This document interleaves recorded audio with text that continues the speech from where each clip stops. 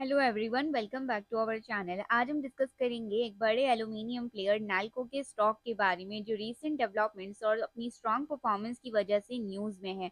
नए सीएमडी संजय लोहिया का ज्वाइन करना स्टॉक के लिए एक पॉजिटिव साइन है और कंपनी का स्टॉक पिछले एक साल में काफ़ी तेज़ी से बढ़ा है। तो क्या ये सही टाइम है इसमें इन्वेस्ट करने का?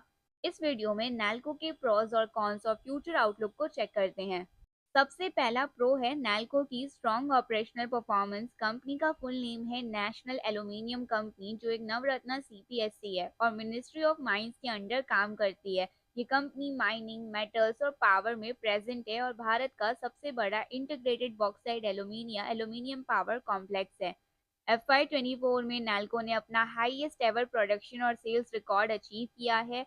और ये रहे कंपनी के कुछ मेजर ऑपरेशनल हाइलाइट्स। इस इम्प्रेसिव ऑपरेशनल परफॉर्मेंस के साथ नैल्को रिन्यूएबल एनर्जी में भी काफी अच्छा काम कर रहा है। 198 मेगावाट से ज्यादा विंड पावर प्लांट्स इंस्टॉल कर चुका है और 50 मेगावाट और भी प्लांट कर रहा है।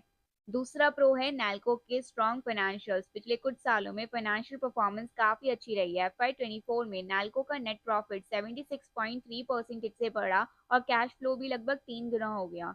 नैल्को का बैलेंस शीट भी काफी स्ट्रांग है, क्योंकि कंपनी के पास लॉन्ग टर्म डेप्ट नहीं है। कंपनी का आरओई आरओसी दोनों इम्प्रूव हुए हैं।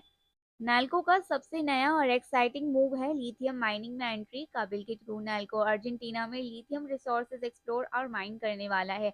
ये एक स्ट्रैटेजिक मूव है जो भारत की लिथियम सिक्योरिटी में हेल्प करेगा और ग्लोबल मिनरल्स मार्केट में नैल्को की पोजीशन स्ट्रांग करेगा। अर्जेंटीना का लिथियम ट्रायंगल में ये रिसोर्सेज एक्सप्लोर करना इंडिया के लिए एक आत्मनिर्भर मिनरल इकोसिस्टम डेवलप करने में हेल्प करेगा। नैल्को के फाइनेंशियल्स में एक ड्रॉबैक ये है कि उनका रेवेन्यू ग्रोथ स्टेबल नहीं रहा। FY24 में रेवेन्यू FY23 के कंपैरिजन में 7.8% गिर गया, जो लॉन्ग टर्म इन्वेस्टर्स के लिए एक नेगेटिव सिग्नल हो सकता है।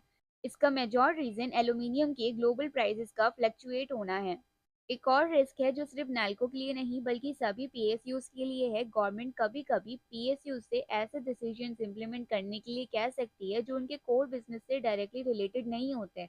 एक्सेसिव डिविडेंड्स या कैपिटल एलोकेशन पर भी गवर्नमेंट का प्रेशर हो सकता है।